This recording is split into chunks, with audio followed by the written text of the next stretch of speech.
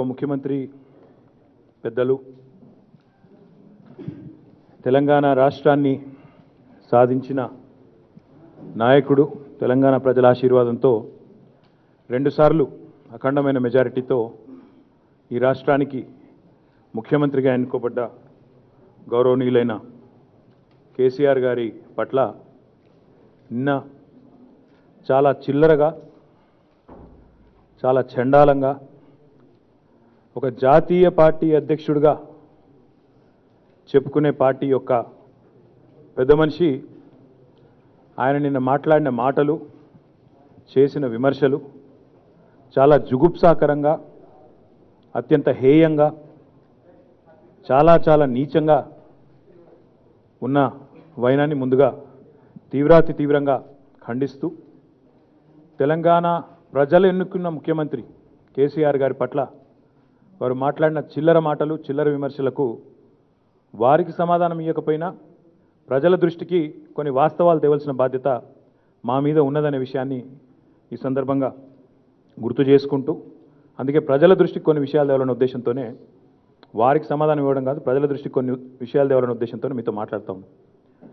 ముందుగా నిన్నటిదాకా కొద్దిగా జేపీ నడ్డా అంటే పెద్ద మనిషి, కేంద్రంలో మంత్రిగా పనిచేసిన పెద్ద మనిషి, అంతో ఇంతో చదువుకున్నోడు, కొంత జ్ఞానం ఉన్నోడు అనే ఒక అభిప్రాయం నిన్నటిదాకా కొంత మాకుండే.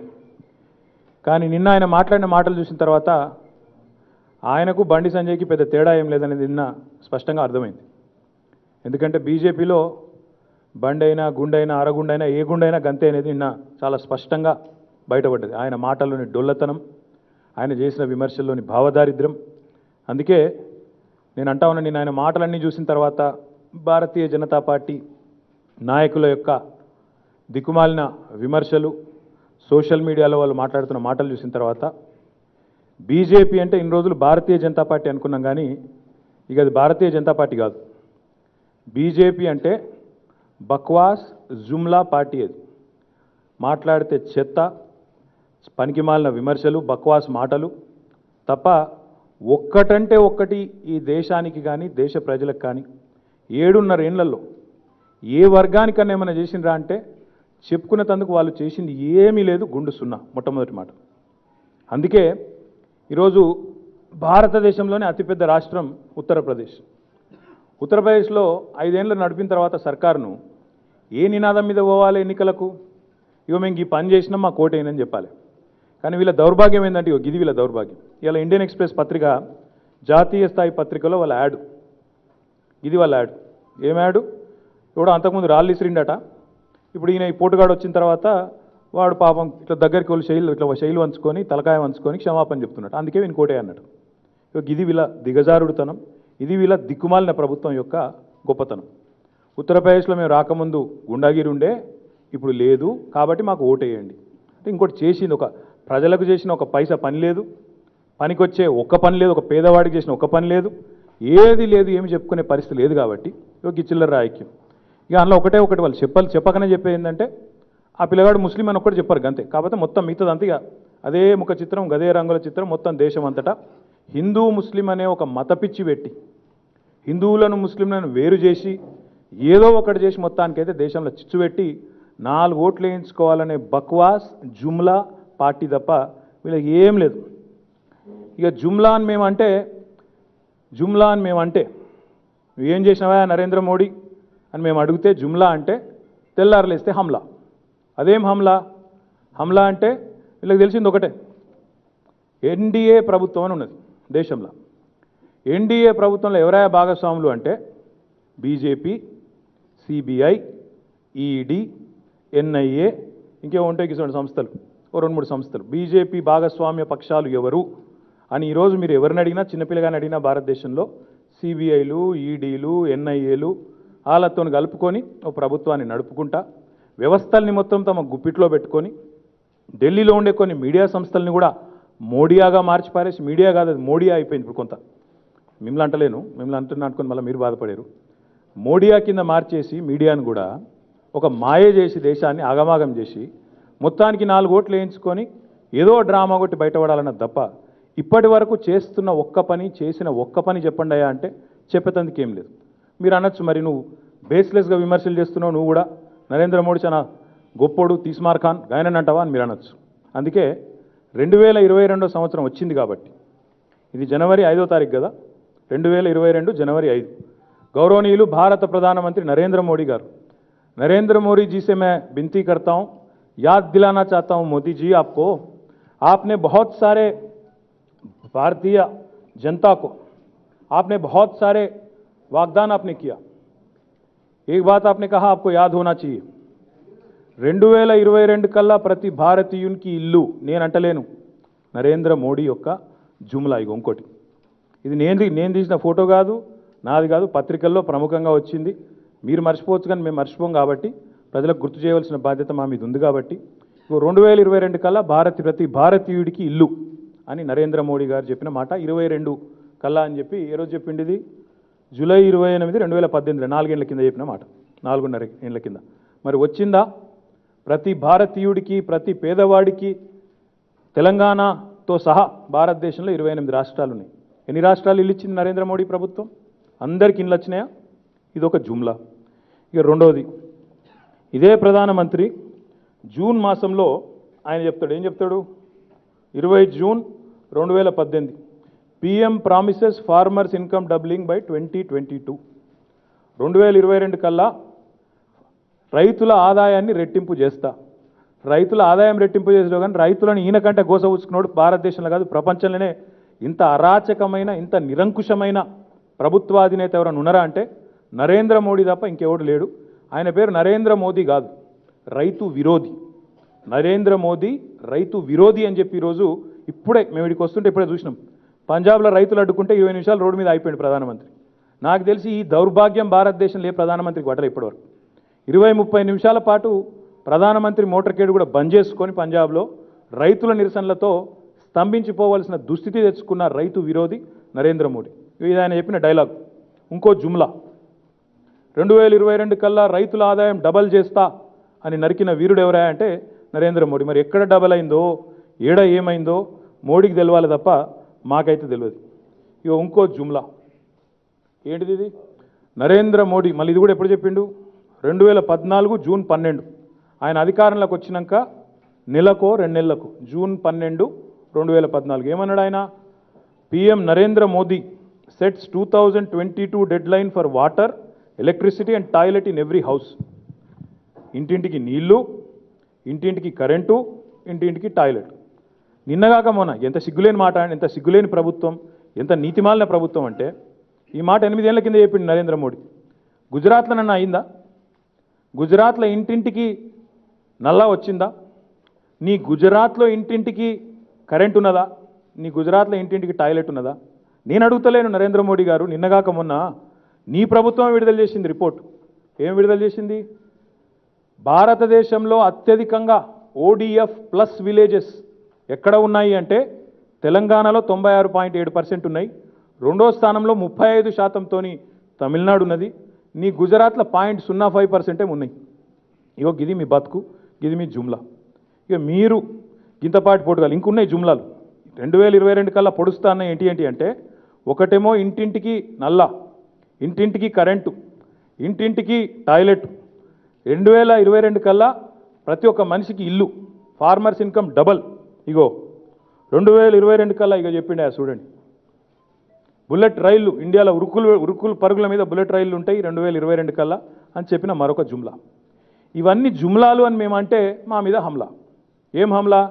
ఈడీ, CBI, IT, ఇక వాళ్ళ NDA భాగస్వామ్య పక్షాలు ఏవైతున్నాయో ఈడీ, CBI అండ్ IT, వాళ్ళని ఉసిగొల్పుడు, ప్రతిపక్షంలో ఎవరు మాట్లాడితే వాళ్ళ మీద జుమ్లా, హమ్లా. ఈ జుగల్బందీతోని 7 ఏళ్ళు చిల్లర రాజకీయం, చిల్లర మాటలు, భావదారిద్రపు విమర్శలు, దిక్కుమాలిన డబల్ ఇంజన్ ముచ్చట్లు. డబల్ ఇంజన్ అంటే ఏంది అసలు? ఈ జుమ్లా హమ్లానే డబల్ ఇంజన్. ఉత్తరప్రదేశ్కి పోయి చెప్తారు డబల్ ఇంజన్ గ్రోత్ అంటాడు. ఏడున్నది double engine growth? Double engine growth ఉంటే దిక్కుమాలిన అడ్వర్టైజ్మెంట్లు ఇచ్చుకునే పరిస్థితి ఎందుకు ఉంటుంది నీకు? ఇదివరకు రాళ్ళు ఇసిరినరట, ఇప్పుడు రాళ్ళు ఇసురుతలేరట, కాబట్టి నాకు ఓటే అన్నాడు. ఒక బిల్డింగ్ కట్టినవా అంటే కలకత్తాలో ఉండే ఫ్లైఓవర్ ఫోటోలు కాపీ కొట్టి పెడతారు.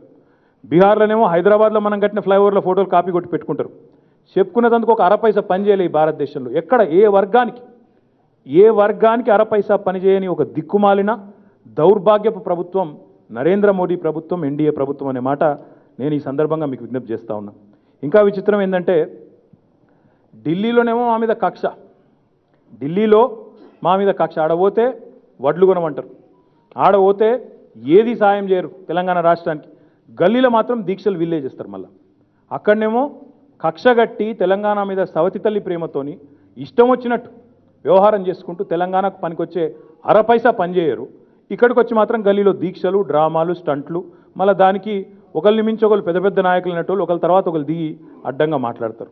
వడ్లు కొంటలేదని అక్కడ మేము పోయి డిమాండ్ చేస్తే వడ్లు కొనేది లేదని అక్కడ చెప్తారు. ఇక్కడికి వస్తే మాత్రం వడ్లు కొనాలని చెప్పి కొంగ దీక్షలు, దొంగ దీక్షలు, అడ్డమైన మాటలు మాట్లాడేది వీళ్ళు. 15 లక్షల ఉద్యోగాలు ఉన్నాయి కేంద్ర ప్రభుత్వంలో, 15 లక్షల ఉద్యోగ ఖాళీలు ఉన్నాయి కేంద్ర ప్రభుత్వంలో, అవి నింపరు. కొత్త జోనల్ వ్యవస్థకు ఆమోదమీయం అంటే నెలల తరబడి మమ్మల్ని సావగొడతారు. రాష్ట్రపతి దగ్గరనే దాస్తారు, కేంద్ర ప్రభుత్వ దగ్గర దాచుకుంటారు. మేము రాష్ట్ర ప్రభుత్వం నుంచి పంపిన ప్రతిపాదన, కానీ మళ్ళీ ఇక్కడ దీక్షలేమో ముప్పు తిప్పలు అక్కడ పెడతారు. మేము జోనల్ విధానం కావాలి కొత్తదని చెప్పి ఇక్కడ రాష్ట్ర ప్రభుత్వం అన్ని రకాల కార్యక్రమాలు సక్రమంగా చేసి పంపిస్తే దానికి ఆమోద ముద్ర వేయరు. ఇక్కడేమో నోటిఫికేషన్లు కావాలని దొంగ దీక్షలు, చిల్లర మాటలు. దయచేసి నేను మిత్రులందరికీ ఒకటే విజ్ఞప్తి చేస్తూ ఉన్నా. ఇవాళ అందుకే నేను ఆ జేపీ నడ్డా అంటే ఆయన మాట్లాడిన తర్వాత నాకైతే ఒకటే అనిపించింది. జేపీ నడ్డా నువ్వు పెద్ద అబద్ధాల అడ్డా మొదలు మిషన్, రెండోది నీ కేర్ ఆఫ్ ఎర్రగడ్డనే, వేరే అక్కడిక్కడ కాదు, 100% నువ్వు ఎర్రగడ్డ కోవాల్సిన మనిషివి, తప్పిదారి ఇటు వచ్చిన బిడ్డ నువ్వు. ఎందుకంటే ఆయన మాట్లాడతాడు కాళేశ్వరం ప్రాజెక్టు ఏటీఎం అయిపోయింది కేసీఆర్కు అని చిల్లర మాట. మరి నేను అడుగుతున్నా, ఇంకా ఆయన ఆమె కూడా అంటాడు మీదికెళ్ళి ఏమని, కేसीआर मेंटल बैलेंस खो गए, केसीआर का मेंटल बैलेंस खो गया। नड्डा जी मैं पूछना चाहता हूं आपसे, किसका मेंटल बैलेंस बिगड़ गया, बताओ जरा, सोच के बताओ। आपके मंत्री साहब, अभी हाल ही में जो पार्लियामेंट सेशन हुआ उसमें आप ही के मंत्री हैं, विश्वेश्वर तुडू उनका नाम है, मिनिस्टर ऑफ स्टेट, जल वाटर रिसोर्सेस मिनिस्टर। क्या जवाब दिया उन्होंने, రేవంత్ రెడ్డి అని ఇక్కడ సన్నాసునుడు వాడు క్వశ్చన్ అడిగిండు పార్లమెంట్లో, తెలంగాణకు వనుకొచ్చేది ఏదో అడగడు కానీ పనికిమాలిన క్వశ్చన్లు మాత్రం ఫస్ట్ ఉంటాడు. వాడు అడిగిండు, ఏమని అడిగిండు, ఇందులో ఏమైనా బాగా కరప్షన్ అయిందా, లక్షల కోట్లు దోసుకున్నాడా కేసీఆర్ అని చెప్పి. ఇగో నాది కాదు కథ, ఇది పార్లమెంటులో ఈ నడ్డా గారు మాట్లాడుతున్న ప్రభుత్వం ఏదైతున్నదో, ఆయన పార్టీ ఏదైతున్నదో వాళ్ళ మంత్రి అంటే కూడా ఇచ్చిండి సమాధానం. ఏమిస్తాడు, గవర్నమెంట్ ఆఫ్ తెలంగాణ వాళ్ళ సొంత రిసోర్సెస్తో కట్టినరు, there are no instances of corruption that have come to the notice in these projects.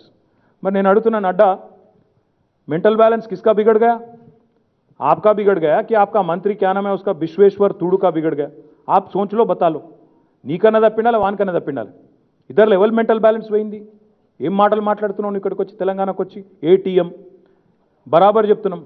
Yes, KCR అంటే ఆయన తెలంగాణ రాష్ట్రానికి ఏటీఎం, అన్నదాతలకు తోడుండే మెషిన్ కేసీఆర్, బరాబర్ అంటాం. తెలంగాణ రాష్ట్రం వచ్చిన తర్వాత ఎన్ని కార్యక్రమాలు చేసినామో, ఎన్ని పనులు చేసినామో మీకేం తెలుసు, మీ దిక్కుమాలిన పాలనకేం తెలుసు.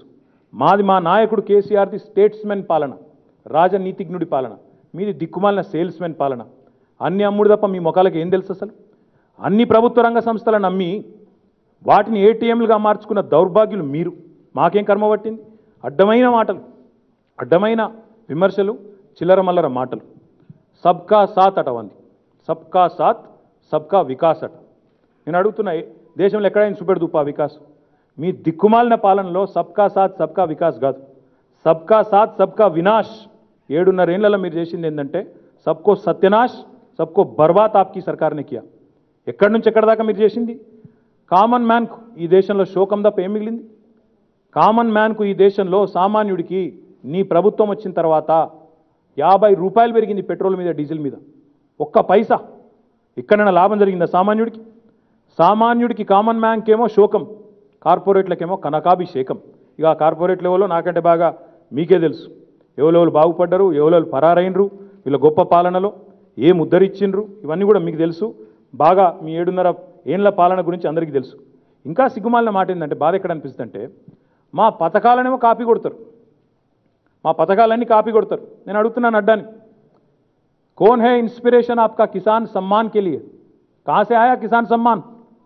रैतु बंधु केसीआर का जो हमने उद्घाटन जिसका हमने किया, उसी को कॉपी करके आपने किसान सम्मान नहीं बनाया क्या? कम से कम थोड़ा शर्म तो आना चाहिए. ఒక దిక్కేమో కేసీఆర్ పథకాలు కాపీ కొడతారు, ఇంకో దిక్కేమో పనికిమాలిన మాటలు మాట్లాడతారు. కిసాన్ సమ్మాన్కు స్ఫూర్తి ఎవరు? కిసాన్ సమ్మాన్ పథకానికి స్ఫూర్తి ఎవరు? నీ హర్ ఘర్ జల్ అంటున్నావు కదా, నీ హర్ ఘర్ జల్ ఏదైతే 2022 వరకు ఇస్తా నరికినవో, ఏదైతే అత్తపత్త లేదో ఇప్పటి వరకు, మరి హర్ ఘర్ జల్కు ఆద్యులు ఎవరు? మా మిషన్ భగీరథ కాదా దాని స్ఫూర్తి? ఇది వాస్తవం కాదా? ఏమైనా సిగ్గు, నీతి, లజ్జ ఏమైనా ఉన్నదా మీకు అసలు? ఏది లేదు, ఏది పడుతుంది. మా ప్రభుత్వ విధానాలు, మా నాయకుడి విధానాలు, మీ ఎన్నికల నినాదాలు బిడ్డ గుర్తుపెట్టుకోనడ్డా. మా ప్రభుత్వ విధానాలు మీ దిక్కుమాలిన పార్టీ యొక్క ఎన్నికల నినాదాలు. అది యాది పెట్టుకో. మీరు ఇవాళ రాష్ట్రాల్లో 11-12 రాష్ట్రాలు బీజేపీ పాలిత రాష్ట్రాలతో సహా మా ప్రభుత్వం యొక్క విధానాలను చూసి ఇక్కడికి వచ్చి ప్రశంసించి పొగిడిపోతూ ఉన్నారు. కాళేశ్వరం ప్రాజెక్టు గురించి చిల్లర మాటలు మాట్లాడతాడు. సిగ్గు లజ్జ ఏమని ఉన్నదా మీకు అసలు? ప్రపంచంలోనే అతిపెద్ద లిఫ్ట్ ఇరిగేషన్ ప్రాజెక్టు కాళేశ్వరం ప్రాజెక్టును భారత ప్రభుత్వం అరపైసా ఇయ్యకపోయినా తెలంగాణ ప్రభుత్వం తమ సొంత రిసోర్సెస్తో కడితే భారత ప్రభుత్వం దాన్ని ఎత్తుకొని ప్రపంచంలోనే అతిపెద్ద ప్రాజెక్ట్ అని చెప్పి గొప్పగా చెప్పుకోవాల్సింది పోయి సిగ్గుమాలిన మాటలు మాట్లాడతావు. మీ కేంద్ర సెంట్రల్ వాటర్ కమిషన్ నుంచి వచ్చిన చీఫ్ ఇంజనీర్ ఈ ప్రాజెక్ట్ ఎంత గొప్పది అంటే కేసీఆర్కు నోబెల్ ప్రైజ్ ఇవ్వాలని మాట్లాడిపోయిండు. తెలుసా నీకు అసలు? సోయి ఉందా? సోయి ఉండి మాట్లాడుతున్నావా లేక సోయి లేక మాట్లాడుతున్నావా? ఎవడో అడ్డమైనోడు తెలంగాణలో పనికిమాలినోడు స్క్రిప్ట్ రాసిస్తే చదువుడేనా? అది ఏందో తెలియదు, ఏమో తెలియదు, దానికి అరపైసా సాయం చేసిన ముఖం లేదు. ఇంత దిక్కుమాలిన దౌర్భాగ్యమైన పరిస్థితి ఉంటుందా? ఆలోచించుకోమని చెప్పి నేను కోరుతా ఉన్నా. నిన్ననేమో రైతులను రెచ్చగొట్టే కుట్ర, ఈరోజేమో ఉద్యోగులను ఉసిగొల్పే కుట్ర తెలంగాణ ప్రభుత్వం మీద. కానీ ఇవన్నీ ఇక్కడ నడవై బిడ్డ. ఇట్లాంటి పిచ్చి పిచ్చి మాటలు, పిచ్చి పిచ్చి కార్యక్రమాలు నడవై. మీరు కాంటాళ్ళ వడ్ల నుంచి కంటోన్మెంట్లు రోడ్ల దాకా అడుగడుగున మీరు ఈ రాష్ట్రానికి, ఈ ప్రభుత్వానికి మీరు చేసింది అన్యాయం. అది అందరికీ కూడా తెలుసు. ఇంకో మాట నేను అంటా ఉన్నా, నడ్డా గారు మెంటల్ బ్యాలెన్స్ పోయింది అంటున్నావు. మరి మెంటల్ బ్యాలెన్స్ మొదలు కాళేశ్వరం విషయంలో నీకు పోయిందా, ఆ చెప్పిన మంత్రికి పోయిందా పార్లమెంట్లో? నువ్వు తెలుసుకో. నెంబర్ 1 మెంటల్ ఏమంటాడు, మిషన్ భగీరథతో నీళ్ళు వస్తలేవట, మిషన్ భగీరథ నీళ్ళు వస్తలేవట. కేసీఆర్ ఇంటికే వస్తున్నాయట, కేసీఆర్ ఫామ్కే నీళ్ళు పోతున్నాయట కాళేశ్వరంతో. గత గొప్పడిన మరి ఇది ఇచ్చిన నీ కేంద్ర జలశక్తి మంత్రికి మెంటల్ వచ్చిందా? మెంటల్ బ్యాలెన్స్ లేదా ఆయనకు? ఇది మీ ప్రభుత్వం ఇచ్చింది, నేను ఇచ్చింది కాదు. మీ ప్రభుత్వ వెబ్సైట్లు ఉన్నది. ఏమనుంది ఇది? Jal Jeevan Mission, Ministry of Jal Shakti, household tap connections as on 19th August 2020. మరి ఇది పెట్టినోడికి మెంటల్లా, నీకు మెంటలా? ఏమున్నది ఇలా? ఇంటింటికి నల్లా నీళ్ళు ఇచ్చింది ఏకైక రాష్ట్రం తెలంగాణ అని చెప్పి ఇక మమ్మల్ని గ్రీన్లో చూపెట్టిండు. మీ దిక్కుమాలిన బీజేపీ రాష్ట్రాలన్నింటినీ అడ్డమైన కలర్లలో పెట్టిండు. నీ ఉత్తరప్రదేశ్ను రెడ్లో పెట్టిండు. ఎందుకు పెట్టిండో మన తెలియదు. గంత దిక్కుమాలిన ప్రభుత్వం నీది. మరి నీ జలశక్తి మంత్రికి మెంటలా, నీకు మెంటలా? ఎవరికి మెంటలు? మరి నీతి ఆయోగ్ ఉన్నది, మీరు పెట్టిన సంస్థ. నీతి ఆయోగ్ సిఫారసు చేస్తుంది కేంద్ర ప్రభుత్వానికి. గొప్ప పథకం మిషన్ భగీరథ, గొప్ప పథకం మిషన్ కాకతీయ, 24,000 కోట్లు ఇవ్వండి అని చెప్పి వాళ్ళు సిఫారసు చేస్తారు.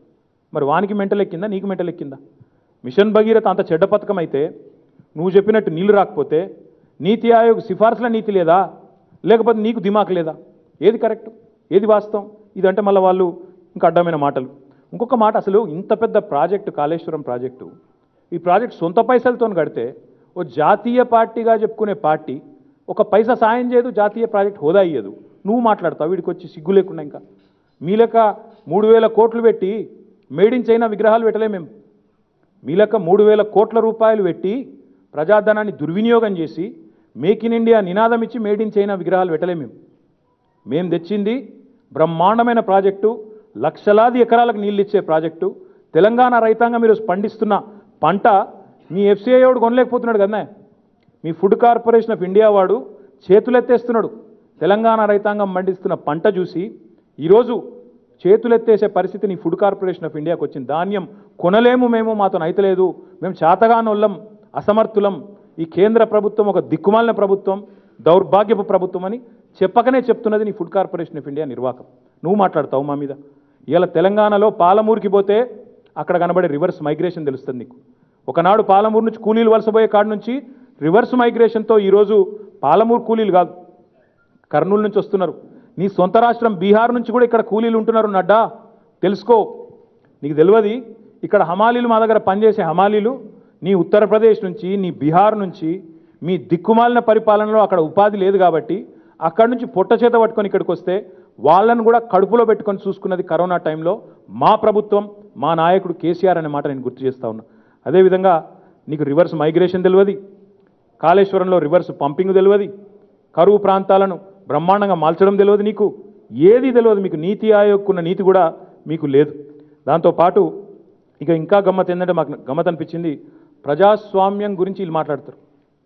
వీళ్ళు ప్రజాస్వామ్యం గురించి మాట్లాడితే ఇక మరి దయ్యాలు, వేదాలు వల్లించే దయ్యాలు కూడా సిగ్గుపడి తలదించుకొని ఎక్కడైనా తల దాచుకునే పరిస్థితి ఉంటుంది.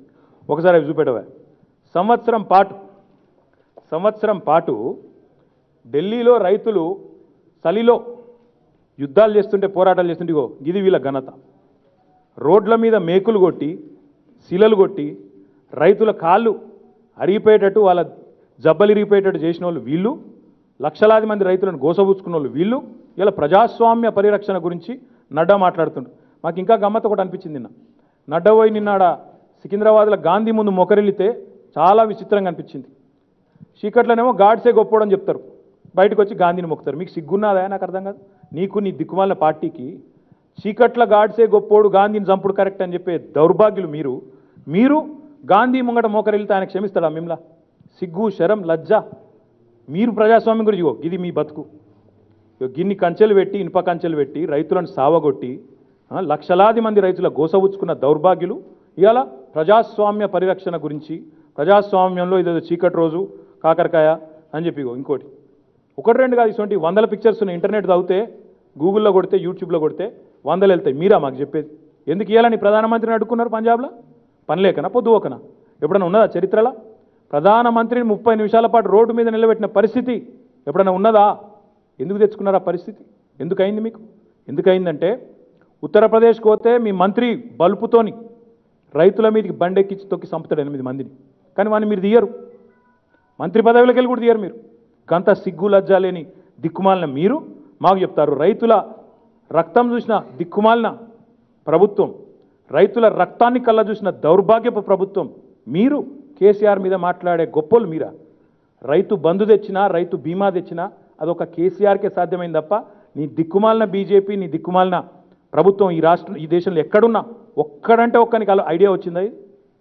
ఒక్క బీజేపీ ముఖ్యమంత్రికి, మీ ప్రధానమంత్రికి ఒక్కనికి ఎవరికైనా ఐడియా వచ్చిందా? ఇది ఎవ్వరికి రాదు.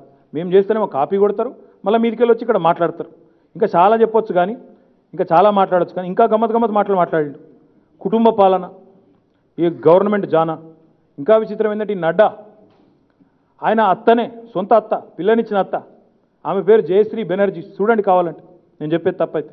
ఆమె నిన్న మొన్నటిదాకా ఎంపీ, మొన్న మంత్రి. ఈయన వచ్చి ఇక్కడ మాకు శుద్ధులు చెప్తాడు. కుటుంబ పాలన, వసుంధరారాజే ఉండొచ్చు, యశోధరారాజే ఉండొచ్చు, విజయరాజే సింధియా ఉండొచ్చు, వేద్ ప్రకాష్ గోయల్ కొడుకు పీయూష్ గోయల్ కావచ్చు, బసవరాజ్ బొమ్మాయి కావచ్చు, ఎస్ఆర్ బొమ్మాయి కొడుకు ముఖ్యమంత్రి కావచ్చు. మీ దానిలో మాత్రం కుటుంబ పాలన ఘనంగా ఉండొచ్చు, నిండా ఉండొచ్చు, ఎద్దురప్పు ఉండొచ్చు. ఇంకా నీ నడ్డా గారి భార్య ఉండొచ్చు, ఆర్ఎస్ఎస్ బీజేపీ ఫ్రంటల్ ఆర్గనైజేషన్లో ఆమె పనిచేయచ్చు. కానీ కేసీఆర్ కుటుంబం ఉద్యమంలో పనిచేసినా, ప్రజల చేత 3-4 సార్లు ఎన్నుకోబడ్డా వాళ్ళు మాత్రం ఉండొద్దు. ఇదేం నీతి నాకు అర్థం కాదు. మరి మీ అమిత్ షా కొడుకు ఏం పొడిచిండు క్రికెట్లో? ఆయన ఎట్లయిండు బీసీసీఐకి? ఆయన సెక్రటరీ పికెటరో. సౌరవ్ గంగూలీ కంటే, విరాట్ కోహ్లీ కంటే గొప్ప ప్లేయర్ ఆవాడు. ఆయన పేరేందో మీకు పేరు కూడా తెలుసా? ఆయన నాకు పేరు కూడా తెలియదు ఆయన అయ్యేదాకా. ఈ పోర్టుగాళ్ళు అందరట ఉండొచ్చట.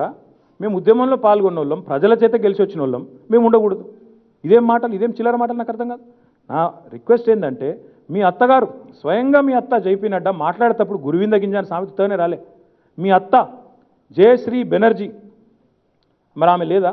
మంత్రిగా లేదా? ఎంపీగా లేదా? నిన్న మొన్నటి దాకా ఎంపీ కాదా? మర్చిపోయినా లేకపోతే అత్తగారిని మర్చిపోయినట్టు ఇక్కడికి వచ్చింది పెద్ద పెద్ద ఉపన్యాసాలు, పెద్ద పెద్ద ఉపదేశాలు, పెద్ద పోటుగారులాగా పోజులు, ప్రజాస్వామ్యం గురించి మాకు నీతులు. మీరా చెప్పేది మాకు? ఇట్లాంటి దిక్కుమాలిన మాటలు మాట్లాడుతుంటే, ఇట్లాంటి అడ్డగోలు మాటలు మాట్లాడుతుంటే ఇంకా విచిత్రం ఏంటంటే అవినీతి గురించి గిన మాట్లాడతారా? దీవే ఇగో వీళ్ళ బతికి ఎట్లుంటుందంటే, ఇగో అవుట్లుక్ అనో పత్రిక ఉన్నదా, ఇగో చూడండి కథ. The most corrupt, India's most corrupt state ఎవరిది? కర్ణాటక. దక్షిణాదిలో ఉండే ఏకైక రాష్ట్రం, మన పక్కకే అంటుకొని ఉన్న రాష్ట్రం కర్ణాటక. నేను చెప్తున్నాను, నా కవిత్వమా? ఇది కర్ణాటక మోస్ట్ కరప్ట్ స్టేట్ అని అవుట్లుక్ అనే పత్రిక ఫ్రంట్ పేజ్లో పెట్టి రాసింది అలా ముఖ్యమంత్రి ఫోటో వేసి. ఇంకా అదొక్కటే కాదు, ఇంకా గమ్మత్ చూస్తారు. పాపం నడ్డా గారికి అవగాహన లేదు కాబట్టి చెప్తున్నా. ఇక కర్ణాటక రాష్ట్ర కాంట్రాక్టర్ల అసోసియేషన్ వాళ్ళు ఉత్తరమే రాసి పారేసారు. గవర్నర్ రాష్ట్రపతికి రాసిండ్రు, ప్రధానమంత్రికి రాసిండ్రు. ఏం రాసింది ఎరికేనా? చదువుమంటే చదువుతాం మరి. ఇగో ప్రధానమంత్రి మోడీ గారికి ఉత్తరాలు రాసిండ్రు. ఏం రాసిండ్రు వీళ్ళు? ఇగో sir, Karnataka contractors body writes to PM Modi complaints of corruption. ఏమని? సార్ వీళ్ళు 5% ఒప్పుకుంటలేరు, 55% కావాలి వీళ్ళకు. దొంగలు ఉన్నారు మీ వాళ్ళంతా, లంగలు ఉన్నారు, లుచ్చగాళ్ళు ఉన్నారు. నేను అంటలేను లంగలు లుచ్చగాళ్ళు అనే మాట, నేను అంటలేను, వాళ్ళు అన్నారు. ఇక ఉత్తరం కూడా కావాలంటే మీకు ఇస్తా. ఇక చదువుకోరు అందరు, మంచిగా డీటెయిల్గా చదువుకోండి. పరమ చండాలపు విధవలు, దౌర్భాగ్యులు, అవినీతి పరులు ఎక్కడున్నారా అంటే ఇక బీజేపీ ప్రభుత్వంలో ఉన్నారని నేను చెప్తలేను, ఇక వాళ్ళు చెప్తున్నమాట. ఇక ఇంకా ఘోరం చెప్తా ఇనిగో. కిరణ్ మజుందార్ షా అని బయోకాన్ వ్యవస్థాపకురాలు, భారతదేశంలో మొత్తం అందరం గౌరవించే ఒక ప్రముఖ పారిశ్రామికవేత్త. ఇది ఆమె ట్విట్టర్లో ఆమె ట్వీట్. ఏం పెట్టింది? Karnataka's progress from mamullu to mega corruption. ఇదివరకు మామూళ్ళు ఉండే, ఇప్పుడు మెగా కరప్షన్ అయిందని చెప్పి నేను లేకపోతే మా పార్టీ వాళ్ళు, మా మంత్రి గారు, మా సహచర మంత్రివర్యులో చెప్తలేరు. కిరణ్ మజుందార్ షా, ఇక నువ్వు వచ్చి మాకు నీతుల గురించి, నువ్వు వచ్చి కోతుల గురించి, ప్రజాస్వామ్యం గురించి. ఎంత దరిద్రం అంటే ప్రజాస్వామ్యం గురించి వీళ్ళు మాట్లాడితే గోవా, మధ్యప్రదేశ్, కర్ణాటక, నార్త్ ఈస్ట్లో మణిపూర్, 1-2 కాదు 8 రాష్ట్రాల్లో మెజారిటీ రాకపోయినా అవతల పార్టీని తిమ్మిని బమ్మిని చేసి, కింద మీద చేసి, వాళ్ళని ఆగం చేసి, గవర్నర్ వ్యవస్థను దుర్వినియోగం చేసి, అవతల ఎమ్మెల్యేలను ఆగమాగం చేసి, వాళ్ళను గందరగోళం అవతల పార్టీని అస్థిరపరిచి ఎవరు ప్రభుత్వాలను మార్చింది? ప్రజలను ఏం మార్చింది? ఎవరు? మీరు కాదా? మీరా ప్రజాస్వామ్యం గురించి శుద్ధులు చెప్పేది? సిగ్గు లజ్జ ఉందా నడ్డాకి? ఇంకా చాలా ఉన్నాయి. మతి భ్రమించిందంటాడు ఆయన.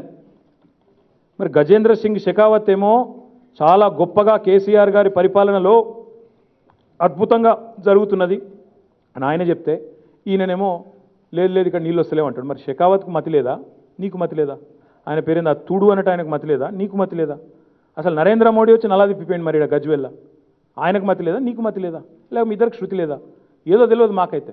నోటికొచ్చినట్టు మాట్లాడు, అడ్డగోలు చిల్లరమల్లర మాటలు మాట్లాడు. నాకు ఇంకా గమ్మత్ ఏమనిపించింది అంటే, అసలు ఎందుకు వచ్చిండు ఈయన? నిన్న ఏదో జరిగిపోయింది, ఏదో బ్రహ్మాండం బద్దలైపోయిందని వచ్చిండు. ఏమైంది అసలు? ఆయన ఒక ఆయన ఉన్నాడు ఇక్కడ, బీజేపీ స్టేట్ ప్రెసిడెంట్. ఆయన ఏం మాట్లాడుతారో ఆయనకు తెలియదు, ఆయన ఎప్పుడెట్లా ప్రవర్తిస్తారో ఆయనకు తెలియదు. ఆయన గుండుని తీసి ఆయనతో గుద్దుకుంటుండు బండకు. మీరు చూడండి, వీడియో చూడండి, నేను చెప్తలేను, ప్రామిస్ చెప్తాను, మీరు చూడండి, లైవ్లు ఇచ్చిండు. ఆయన దానికే లైవ్ పెట్టుకోండి. ఇంకా దరిద్రం ఏంటంటే గుండుని దాన్ని బండకు గుద్దుకుంటుండు. మా పోలీసు వాళ్ళు ఆపిండ్రు. ఇప్పుడు బండి పోతే బండి ఫ్రీ వస్తుంది, గుండు పోతే గుండు ఫ్రీ వస్తుంది. అదే బండి పోతే బండి ఫ్రీ వస్తుంది కరెక్టే, గుండు పోతే గుండు ఫ్రీ వస్తుందా? ఎవడు చెప్పాలా పిచ్చోనికి? మేము గదే పోలీసు వాళ్ళు పాపం అట్లా కాదురా బాయ్, నువ్వు కావాలంటే కొట్లాడు, జనంలో ఓళ్ళు ఒలివెట్టు, అది చేయరా అంటే నేను గుండు వల్ల కొట్టుకుంటా, మీరు వల్ల కొట్టిరని చెప్తా, కేసీఆర్ కొట్టించిండని చెప్తా. ఇదా ఎందుకు నీ ఆందోళన? నాకు అర్థం కాదు. నువ్వు ఏం పొడిచినావు ఉద్యోగులకి ఈ దేశంలో? మాది ఎంప్లాయీ ఫ్రెండ్లీ గవర్నమెంట్. ఎస్, బరాబర్ మేము ఎంప్లాయీ ఫ్రెండ్లీ గవర్నమెంట్. 73 నుంచి 87% డిఏ కూడా కలుపుకుంటే 87% ఉద్యోగుల జీతాలు పెంచిన ఏకైక ప్రభుత్వం భారతదేశంలో తెలంగాణ ప్రభుత్వం, కేసీఆర్ ప్రభుత్వం. కాదా? Highest in the country since independence. కాదా? నేను చెప్పేది వాస్తవం కాదా? చెప్పు బరాబర్రా. కేంద్ర ప్రభుత్వం ఏం చేసింది? అని కేంద్ర ప్రభుత్వం మొత్తం ఈరోజు వచ్చినట్టు నుంచి ఈరోజు వరకు మీరు పెంచింది దిక్కుమాల 15% కేంద్ర ప్రభుత్వ ఉద్యోగులు. మేము 87% పెంచితే నువ్వు 15% పెంచినోనివి, నువ్వు వచ్చి మాకు నీతులు చెప్తావు, నిరుద్యోగుల గురించి కొట్లాడుతున్నావు. ఎందుకు చేస్తున్నావు మీ జోనల్ ట్రాన్స్ఫర్లు? ఇప్పుడు మాకు పని లేకనా, పొద్దుపోకనా? జోనల్ ట్రాన్స్ఫర్లు చేస్తే ఎక్కడ ఎన్ని ఖాళీలు తెలుతాయి, ఆ ఖాళీలలో ఎట్లా భర్తీ చేయాలో పిల్లలకు నోటిఫికేషన్ ఇచ్చే ప్రయత్నం చేస్తుంటే దాన్ని అడ్డుకునేది మీరే, మళ్ళీ ఇంకోదికి నోటిఫికేషన్లు ఇస్తలేమని చెప్పి పంచాయతీ పెట్టేది మీరే. గిదా రాజకీయం? గిదా వ్యవహారం? దీనికోసం నువ్వు వస్తావు. వాడు గుండు వాళ్ళు కొట్టుకోకపోతే వాడిని పోలీసు వాళ్ళు ఆపితే, ఆయన ఎవరో జడ్జి గారు జైల్లో పెడితే అదేదో మాకు సంబంధం ఉన్నట్టు. జడ్జి గారే కదా 14 రోజులు రిమాండ్కి ఇచ్చింది. మళ్ళీ ఇవాళ ఇంకో జడ్జి కాదు ఇచ్చిపెట్టమన్నాడట. సరే పిచ్చోళ్ళని అరగడకు పంపుతామా లేకపోతే బయటకి ఇచ్చిపెడతామా ఆయన ఇష్టం, జడ్జి గారి ఇష్టం. కానీ కాకపోతే గుండు వాళ్ళకు కొట్టుకుంటే పోలీసు వాళ్ళు ఆపితే కూడా తప్ప? అదే జరిగిపోయినట్టు, ఆయన ఏదో మహానాయకుడు అయినట్టు, ఆ మహానాయకునికి ఏదో ఈ మహానాయకుడు తోడై ఈయనొచ్చి పిచ్చివాగుడు. అందుకే నేను నడ్డాకి చెప్తా ఉన్నా, నువ్వు నీ పార్టీ, మీ బక్వాసు, మీ జుమ్లా, మీ ఎర్రగడ్డ మాటలు, మీ ఎర్రగడ్డ పనులు, ఇవన్నీ ప్రజలు చూస్తున్నారు. తెలంగాణ ప్రజలు అంత పిచ్చోళ్ళు ఎవరు లేరు ఇక్కడ. అరపైసా పని చేసిందా నీ ప్రభుత్వం? దేశంలో ఎవరికేం చేసింది నీ ప్రభుత్వం? ఒక సెక్షన్కి ఇది చేసినామని చెప్తావా? Highest unemployment, highest fuel rates, highest inflation, largest number of industries closure నీ ప్రభుత్వంలో కాలే? 7.5 ఏళ్ళల్లా ఇప్పుడు చెప్పినావు కదా, ఇన్ని కథలు చెప్పినావు కదా, మోడీ ఒక్కటనే చేసిండా? ఇంటింటికి నీళ్లు, ఇంటింటికి కరెంటు, ఇంటింటికి టాయిలెట్, బుల్లెట్ రైళ్లు ఉరుకుతున్నాయి మొత్తం దేశం అంతా ఎటువంటి మాకు కనబడకుండా. అట్లా తెలంగాణను బైపాస్ చేసుకుంటూ పోతున్నాయి మాకు తెలియకుండా. ఇట్లున్నది కథ వీళ్ళది. ఇట్లా మళ్ళీ ఇవన్నీ అంటేనేమో హమ్లా, ఈడీఐ, ఈడీ, సిబిఐ, ఐటీ, మా ఎన్డీఏ భాగస్వామ్య పక్షాలు వాటిని ఉసుగొలుపుతాం వేట కుక్కల్లాగా, మేము ఇది ఇరికిస్తాం. ఇది ఒకటే మీకు తెలుసు. పక్కా చెప్తా ఉన్నాం, తెలంగాణ ప్రజల సాక్షిగా ఏ రాష్ట్రాన్ని అయితే సాధించినామో ఈ రాష్ట్ర అభివృద్ధిలో మా ముఖ్యమంత్రి గారి నాయకత్వంలో బరాబర్ మేము ముందుకు నడుచుకుంటూ పోతాం. మీలాంటి వాళ్ళు ఎంత మురిగినా ఎన్ని అడ్డమైన మాటలు మాట్లాడినా పట్టించుకోం, బ్రహ్మాండంగా పురోగమిస్తూ పోతుంటాం. మీ దిక్కుమాలిన పాలన చెండాడతాం, చీల్చి చెండాడతాం. ఎట్లా అయితే మన టెక్స్టైల్ విషయంలో ఎండగట్టినామో, జీఎస్టీ విషయంలో ఎట్లా అయితే మన వడ్ల కొనుగోలు విషయంలో మిమ్మల్ని ఎండగట్టినామో, ఎట్లా అయితే నిరుద్యోగం విషయంలో ఎండగట్టినామో ప్రతి అంశం మీద మిమ్మల్ని వేటాడతాం. పునర్విభజన చట్టంలో మీరిచ్చిన ప్రతి మాట మీద మిమ్మల్ని వెంటాడతాం, వేధిస్తాం, ఎంబడబడతాం, ప్రజల తరపున వేధిస్తాం. వేధిస్తామంటే మళ్ళీ వేరే అర్థం చేసుకున్నారు మీరు. ప్రజల తరపున తప్పకుండా క్వశ్చన్ చేస్తాం, నిలదీస్తాం, గల్లా పట్టుకుని అడుగుతాం, బరాబర్ అడుగుతాం. ఏం చేస్తారో చేసుకోండి, తప్పకుండా ఎక్కడిదాకంటే అక్కడిదాకా కొట్లాడడానికి తెలంగాణ ప్రభుత్వం, టీఆర్ఎస్ పార్టీ సిద్ధంగా ఉందని చెప్పి కూడా తెలియజేస్తూ, మరి చెప్పింది సరిపోయింది అనుకుంటున్నాను మళ్ళొకసారి భావిస్తూ ధన్యవాదాలు. Thank you. 107 సీట్లలో డిపాజిట్లు కోల్పోయిన వాళ్ళు ఒక దగ్గర 1000 ఓట్లతో గెలిచి, ఓ దగ్గర ఏడుచుకుంటా నన్ను చంపుకుంటారా సాదుకుంటారా అని ఏడుచుకుంటా గెలిచి, అదో గెలిపావా నాకు అర్థం కాదు. దాని పెద్ద ఒక గెలుపు గెలిచి 107 సీట్లలో ఇప్పుడు అంత దూరం కాదు. నడ్డా సొంత స్టేటు హిమాచల్ ప్రదేశ్, బీహార్లో పుట్టిండు, హిమాచల్లో మరి మొన్న అక్కడ ఉప ఎన్నికలు ఓడిపోయింది బీజేపీ హిమాచల్లో. అందరిగా దుప్పటి కప్పుకొని ఏడుస్తున్నాయి వాళ్ళ ఇంట్లో. నడ్డా గారి పార్టీలో, నరేంద్ర మోడీ గారి ఇంట్లో అందరు దుప్పట్లు కప్పుకొని ఏడుస్తున్నారు. అందరు దిగజారిపోయి నైతిక స్థైర్యం కోల్పోయి ఇక పార్టీ పనిచేయం, మేము ప్రభుత్వ పని చేయమని పండుకున్నారా? ఎవరి పని వాళ్ళు చేసుకుంటూ పోతారు. ఎలక్షన్ ఏముందా బ్రదర్? ఇగో 317 జీవో గురించి వీళ్ళకు తలా తెలియదు, తోకా తెలియదు. మా ఉద్దేశం సుస్పష్టం. 95% స్థానికులకు ఉద్యోగాలు దక్కాలన్న ఉద్దేశంతో ప్రభుత్వం ఒక సదాశయంతో నీళ్లు, నిధులు, నియామకాలనే కోణంలో ఎక్కడెక్కడ నియామకాల్లో ఖాళీలు ఉన్నాయి జోనల్ ట్రాన్స్ఫర్లు చేస్తే తేలుతుందన్న ఉద్దేశంతో మేము తీసుకొచ్చిన జీవో అది. అందులో ఏమైనా లోటుపాట్లు ఉంటే అది ప్రభుత్వానికి, ఉద్యోగులకు సంబంధించిన అంశం. వీళ్ళు ఎవరైనా మధ్యలో నాకు అర్థం కాదు. రాజకీయ నిరుద్యోగులు, ఉద్యోగం లేని వాళ్ళు, వాళ్ళకి ఏం సంబంధం అసలు? నువ్వేం టెన్షన్ పడకు, all guest sir welcome, all guest sir welcome. వాళ్ళ దిక్కుమాలిన ప్రభుత్వం గురించి చెప్తుంది. దేశంలో చూడరాదే భయమా? భయపడితే ఇక్కడ దాకా వస్తామా? భయపడితే తెలంగాణ వస్తుందా? కాబట్టి గా టెన్షన్ మీకేం అవసరం లేదు. గీ పిచ్చోళ్ళకు భయపడేంత సీన్ ఎవరికి లేదు. గీ తాటాకు చప్పులకు, ఇలా ఉడత ఉప్పులకు భయపడేవాళ్ళు ఇంకా ఏమైనా ఉండొచ్చు మార్కెట్లో, కానీ ఇక్కడ భయపడేవాడు ఎవరు లేడు తెలంగాణలో. ఏమని? ఇప్పుడు ఎవరైనా మంచోళ్ళు మాట్లాడితే, ఎవరైనా కొద్ది నెత్తునోడు మాట్లాడితే సమాధానం ఇస్తాం. నెత్తి మీద బొచ్చు లేదు అని తలలో రొచ్చు తప్ప ఇంకేం లేదు. వాని గురించి ఏం మాట్లాడతాం? ఎగ్జాక్ట్లీ. ఉద్యోగులు సమస్య ఏం లేదు బ్రదర్. ఒక్క నిమిషం. No listen to me. GO ఇచ్చింది ప్రభుత్వం. ఏమైనా ఇబ్బంది ఉంటే ప్రభుత్వ ఉద్యోగుల్లో ఏమైనా ఇబ్బందులు కానీ చిన్న చిక్కులు కానీ ఉంటే దాన్ని మా ఉద్యోగాల సంఘాల నాయకుడే వీళ్ళకి ఆయన మంత్రిగా ఉన్నాడు. మాకు ఉద్యోగులకు ఉన్నది పేగుబంధం, వీళ్ళకి ఏమైనా తోకబంధం. వీళ్ళు ఎప్పుడేం చేసిరని వీళ్ళకి ఏం తెలుసు ఉద్యోగుల గురించి? ఏమైనా ఉంటే చిన్న సమస్యలు ఉంటే డెఫినెట్గా దాన్ని పరిష్కరించేది ప్రభుత్వం. వీళ్ళకేం సంబంధం అసలు? వీళ్ళు ఎవరి మధ్యలో? వీళ్ళు ఒక ఉద్యోగం ఇచ్చిండ్రా, ఒక ఉద్యోగులకు ఒక మంచి పని చేసిండ్రా, మాకంటే ఎక్కువ జీతాలు ఇచ్చిండ్రా, ఏం చేసిండ్రని వీళ్ళని ఉద్యోగులు నమ్మాలి. అందుకే అడుగుతాను. ఉన్న ఉద్యోగాలు పోగొట్టే వీళ్ళు కొత్త వాళ్ళు ఎట్లా మాట్లాడతారే ఉద్యోగుల గురించి? ఇది కూడా చెప్పాలి. ఒక్క నిమిషం. ఇక కొంతమంది అవలగాలు అది కూడా మాట్లాడుతారు, అది కూడా చెప్తే అయిపోతుంది. ఇప్పుడు నేను నల్గొండలో పోయింది 31 తారీఖు నాడు. గవర్నమెంట్ కావాలంటే ఉత్తర్వులు తీసుకొని చూడండి. 1వ తారీఖు నుంచి ఉత్తర్వులు అమల్లోకి వచ్చినాయి. ఇక తప్ప, అది కూడా తప్పేనా? ఇక మరి లాస్ట్ ఇయర్ అంతా తీద్దామా లెక్కలు? ఇప్పుడు ప్రధానమంత్రి మరి ర్యాలీలు తీస్తుండు. ఉత్తరప్రదేశ్లో జోర్దార్ లక్షల మందితో పొద్దున ర్యాలీలు, సాయంత్రం మాస్క్ పెట్టుకొని టెలికాన్ఫరెన్స్లు. మరి దాన్ని ఏమంటారా? నేను చేసింది తప్పు ఒప్పంటలేను. నేను గైడ్ లైన్స్ వచ్చింది అమల్లోకి వెళ్ళి ఫస్ట్ నుంచి మేమేం వైలేట్ చేయలేదే. ఫస్ట్ నుంచి మేమేమైనా వైలేట్ చేసినామా? నా ప్రోగ్రామ్ ఖమ్మంలో ఉంటే రద్దు చేసుకున్నా, నా ప్రోగ్రామ్ ఇంకో కాడ ఉంటే రద్దు చేసుకున్నా, 4వ తారీఖు ఖమ్మం పోయేది ఉండే, నేను రద్దు చేసుకున్నా. ప్రభుత్వం ఇచ్చిన గైడ్ లైన్స్ని, ఇంకోటి మేము ఇచ్చిన గైడ్ లైన్స్ కాదు అది. ఇంకొక మాట కూడా చెప్పాలి ఇక్కడ. నరేంద్ర మోడీ ప్రభుత్వమేమో కోవిడ్ గైడ్ లైన్స్ అని విడుదల చేస్తుంది. ఇక్కడ వాళ్ళ పార్టీ అధ్యక్షుడేమో కోవిడ్ గైడ్ లైన్స్ను ఉల్లంఘిస్తాడు. మరి మెంటల్ బ్యాలెన్స్ ఎవరికి పోయింది? అక్కడ ఆయనకు పోయిందా, ఇక్కడ ఈయనకు పోయిందా? వాళ్ళకు వీళ్ళకు సంబంధం లేదా? గైడ్ లైన్స్ ఇచ్చినోనికి, గైడ్ లైన్స్ పార్టీ అధ్యక్షునికి ఇక్కడ సంబంధం ఉండదా, శృతి ఉండదా? మరి ఎవరికి పోయింది మెంటల్ బ్యాలెన్స్? Thank you.